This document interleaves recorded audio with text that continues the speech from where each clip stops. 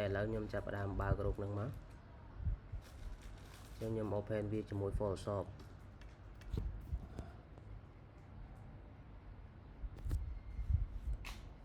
អូខេបន្ទាប់ពីបើកហើយខ្ញុំបង្កើតខ្ញុំសូមបិទអានេះទាំងអស់ចេញសិនដោយសារតែចាស់របស់ខ្ញុំចឹងវានៅញ៉ៃអូខេឥឡូវខ្ញុំសូមបើកម្ដងទៀតចឹងខ្ញុំបើនេះជា Photoshop មកនៅក្នុង Photoshop មកហើយខ្ញុំបង្កើតខ្ញុំយក A4 មកដោយសារតែខ្ញុំធ្វើលើ Mac អញ្ចឹងបងធ្វើនៅលើ Windows វាខុសគ្នាតិចតួចទេនេះ Windows ទៅជា Pixel មកអូខេអញ្ចឹងខ្ញុំបាន A4 ហើយខ្ញុំចាប់ផ្ដើមរូបនេះខ្ញុំសូមធ្វើការ upscale វាសិនដើម្បីឲ្យវាច្បាស់ជាងមុនណានេះជាក់ស្ដែងយើងឃើញរូបហ្នឹងវាបែកអញ្ចឹងយើងចង់ឲ្យវាច្បាស់យើងចូលមកក្នុង website មកយើងវាយដាក់ image upscale free នេះមកហើយចូលក្នុងនេះមកតមកទាញរូបដែលយើងចង់ upscale ហ្នឹងចង់ធ្វើវាច្បាស់ហ្នឹងយើងដាក់ចូលមកយើងទាញវាចូលសិន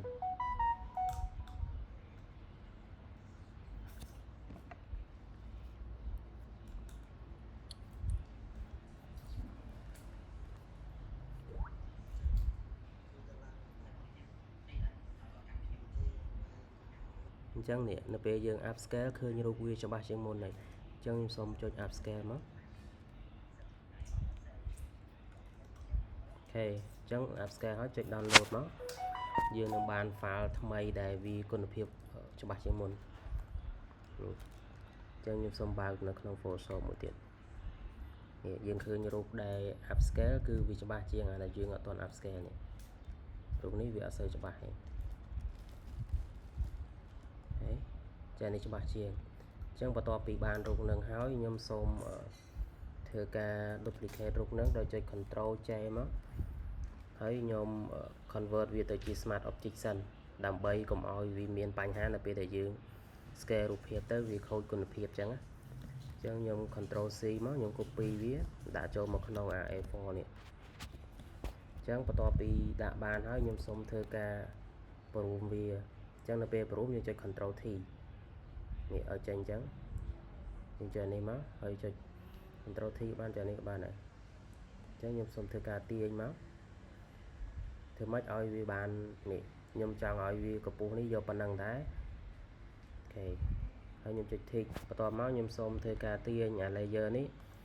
ទាញនេះមក center ឲ្យចំកណ្ដាលអញ្ចឹងខ្ញុំចុច control ចុចមកជាប់ select ពី layer នេះហើយយើងចុចយកអាហ្នឹងមកហើយយើងយក center ចេញមកអញ្ចឹងរូបហ្នឹងវាទាញមកកណ្ដាលហើយតោះមកសូមចាក់សោអាក្រមនេះហើយសូម duplicate អានេះចុច control J ខ្ញុំសូមបិទអានេះមួយអញ្ចឹងអានេះខ្ញុំសូម restore វាសិននេះ mouse ស្ដាំយក restore layer បន្ទាប់យើង restore layer ហើយខ្ញុំសូមធ្វើការចាក់អំពេញអាផ្ទៃខាងនេះអញ្ចឹងដោយសារតែបងខ្ញុំវា Photoshop ខ្ញុំមាន license មាន AI អញ្ចឹងខ្ញុំសូម select ប៉ុណ្ណេះមកហើយខ្ញុំវាយថាgenerate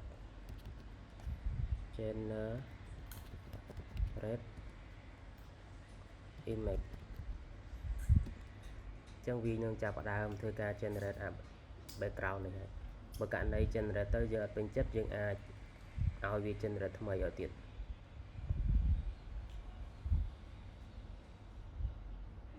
អូខេអញ្ចឹងវាបានតែប៉ុណ្ណេះនេះឃើញវាធំជាងមុនអត់អញ្ចឹងយើងមកមើលខាងនេះអូខេអញ្ចឹងខ្ញុំមើលមួយណាតំណងឬក៏វិធីមួយទៀតយើងអត់ប្រើប្រមយើងអត់ទៅសេថា generate ទេយើងប្រាប់វាឲ្យ remove ប៉ុន្តែអ្វីដែលយើងចង់បានគឺយើងចង់ឲ្យវា generate អញ្ចឹងខ្ញុំ select ប៉ុណ្ណេះមកអញ្ចឹងខ្ញុំដាក់ថា remove subject ឬក៏ subject remove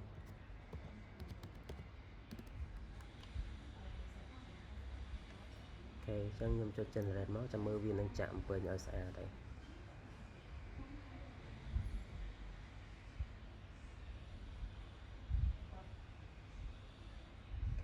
ឃើញវាបានប៉ុណ្ណឹងអញ្ចឹងខ្ញុំចាំបន្តទៀតខ្ញុំមើលប៉ុណ្ណាតំណងមួយណាស្អាតខ្ញុំ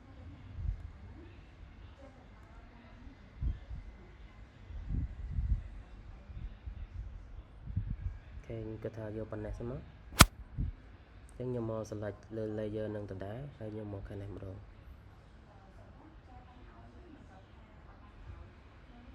អញ្ចឹងខ្ញុំយកប៉ុណ្ណេះហើយខ្ញុំដាក់ម្ដងទៀតខ្ញុំដាក់ subject remove ម្ដង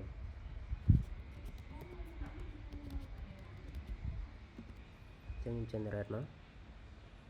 យើងឈើលើ layer នេះឈើលើ layer scene របស់យើងហ្នឹងហើយយើង generate វាដើម្បី fill ចាក់បំពេញផ្ទៃទទេអូខេអញ្ចឹងនេះវាចាក់បានតែបន្តិចទេឥឡូវខ្ញុំសុំយកមួយណាសិនអូខេអញ្ចឹងខ្ញុំសុំដូរពី remove subject ដាក់ទៅ image generate វិញ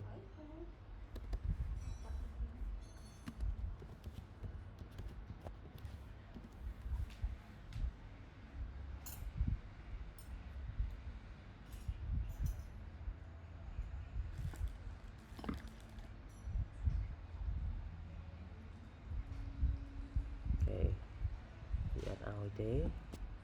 ឡូវខ្ញុំសុំយកប៉ុណ្ណេះសិនបន្ទាប់មកខ្ញុំសុំធ្វើការ merge layer នេះឲ្យវាចូលគ្នាសិនណា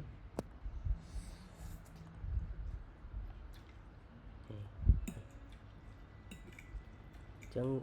នេះ layer ដែលយើងបានចាក់អំពេញនេះអញ្ចឹងខ្ញុំសុំធ្វើការចាក់បន្ថែមទៀតដោយឈើលើ layer នេះហើយខ្ញុំ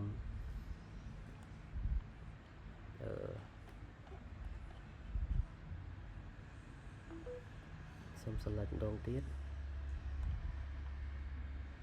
អញ្ចឹងយកប៉ុណ្ណេះមកខ្ញុំដាក់ថា generate image ដដែល image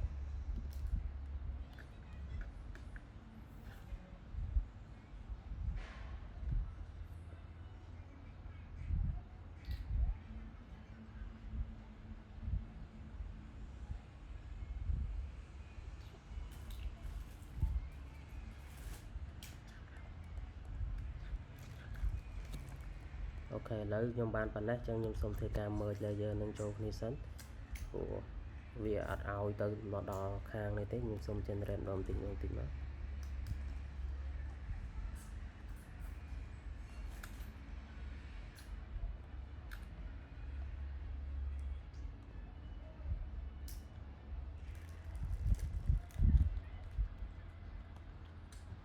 េឥឡូវខ្ញុំសូម fill ឲ្យនេះមកចូល edit content award fill អូខេអញ្ចឹងខ្ញុំយកប៉ុណ្ណេះសិនហើយខ្ញុំចាំឲ្យវា generate ឲ្យស្អាតសូម duplicate layer នេះ control J មកហើយខ្ញុំមកអាលើចូលគ្នាសិនព្រោះខ្ញុំចង់រក្សាអារបស់ scene នេះកុំឲ្យវាបាត់អញ្ចឹងខ្ញុំសូមដាក់ select layer នឹងដដែល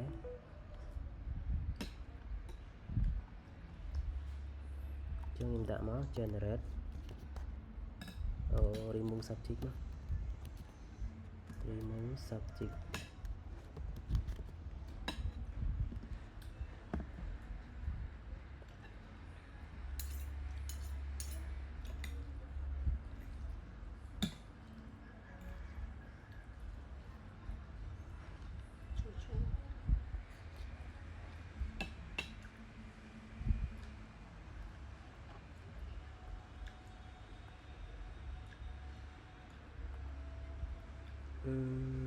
នៅតែអត់ពេញ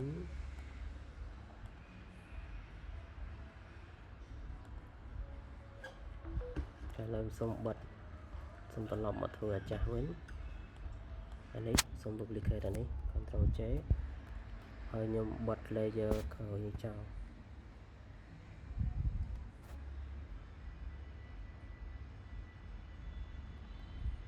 សូមលុបអាផ្ទៃសនេះចេញ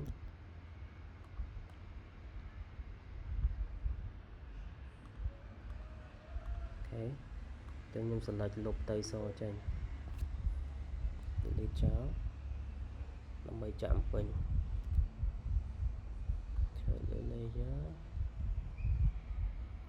អូ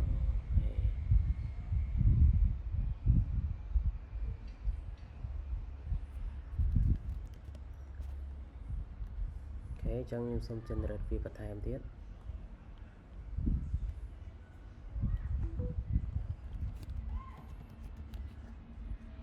make background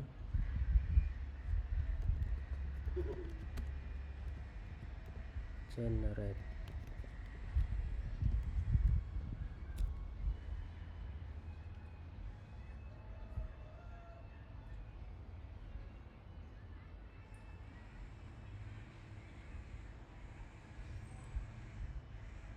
អូខេចឹងបានប៉ុណ្ណឹងខ្ញុំសូមមើលខាងនេះយើងរើសមកយើងគិតថាមួយណាស្អាត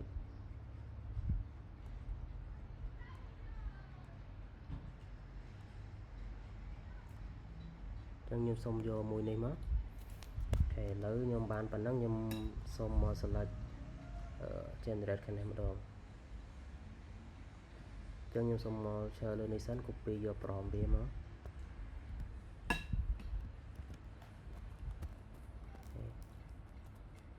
សូម copy ឈើលើ layer នេះវិញខ្ញុំ select កន្លែងដែលចង់ដាក់ប៉ុណ្ណេះមក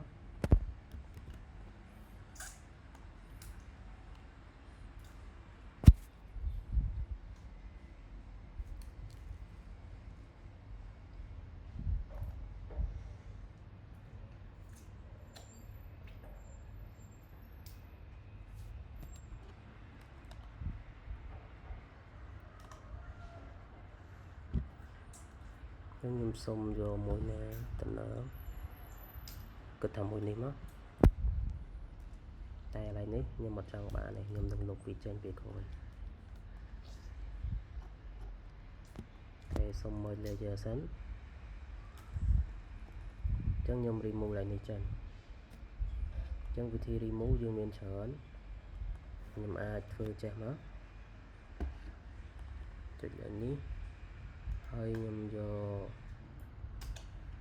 មួយនេះមួយនេះចឹងខ្ញុំ select មកមានន័យថាខ្ញុំចង់ចម្លងកន្លែងហ្នឹងពីកន្លែងផ្សេងមកអូខេគិតថាប៉ុណ្ណឹងចឹងយើងមកសម្រួលផ្ទៃខាងក្រោមនេះម្ដង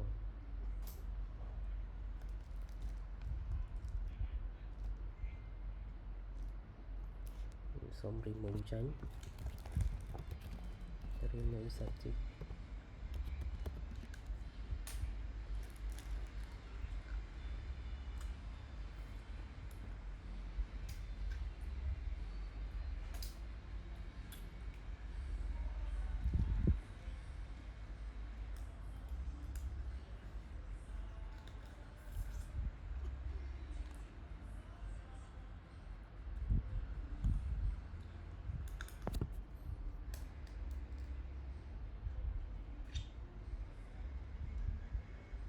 អូខេចឹងខ្ញុំគិតថាយកប៉ុណ្ណេះមកហើយខ្ញុំមកឈើលើ layer នេះដដែលខ្ញុំ select ខាងនេះម្ដងចង់យកវាស្អាត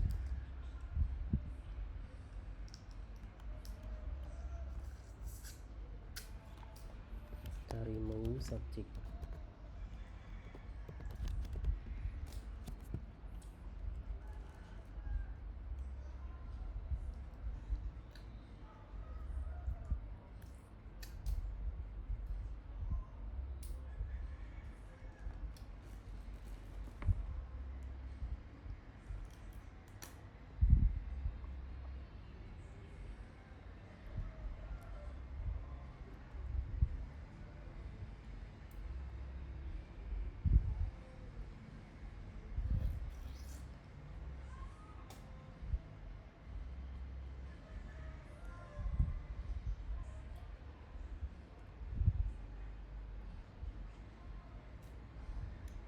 ខ្ញុំគិតថាប៉ុណ្ណេះ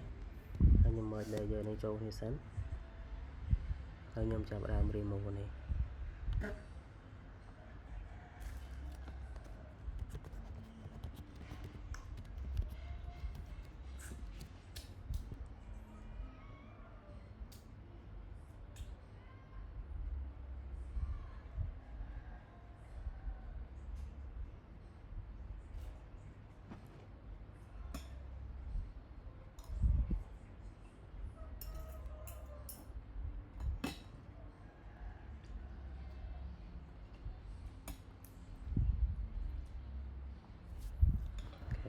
ចឹងវាអត់តន់ស្អាតទេ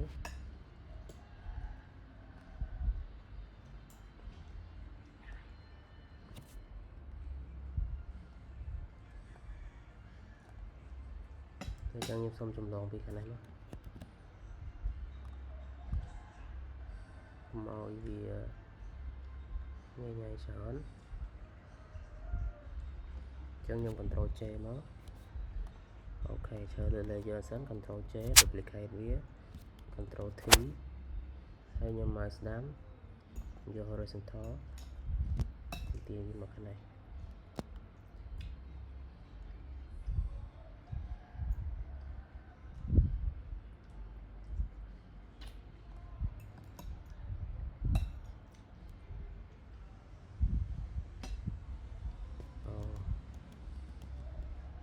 ទៀតសិនលុបចេញសិន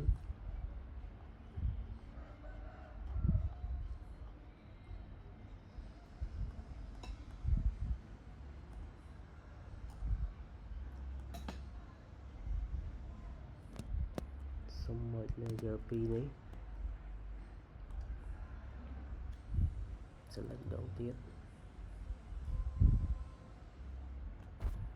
Ctrl J Ctrl T horizontal ទាញវាមកស្ដាំអញ្ចឹងខ្ញុំយកវាប៉ុណ្ណេះមក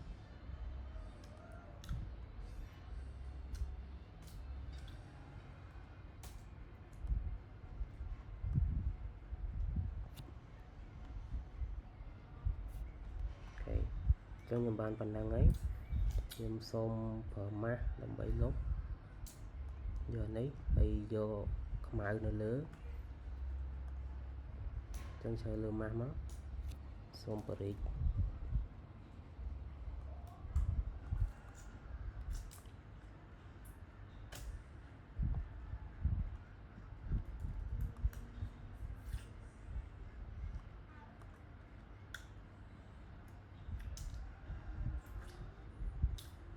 ដាក់ពណ៌សវិញដើម្បីបំពេញឡើងនេះតិចអូខេសូមកាត់វិញ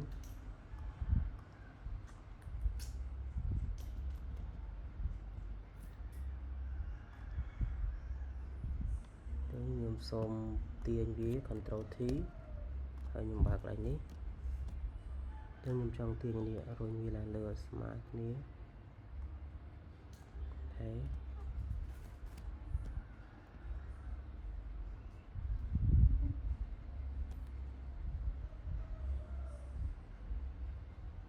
ខ្ញុំគិតថាប៉ុណ្ណឹងបានហើយសូមមក layer នោះមក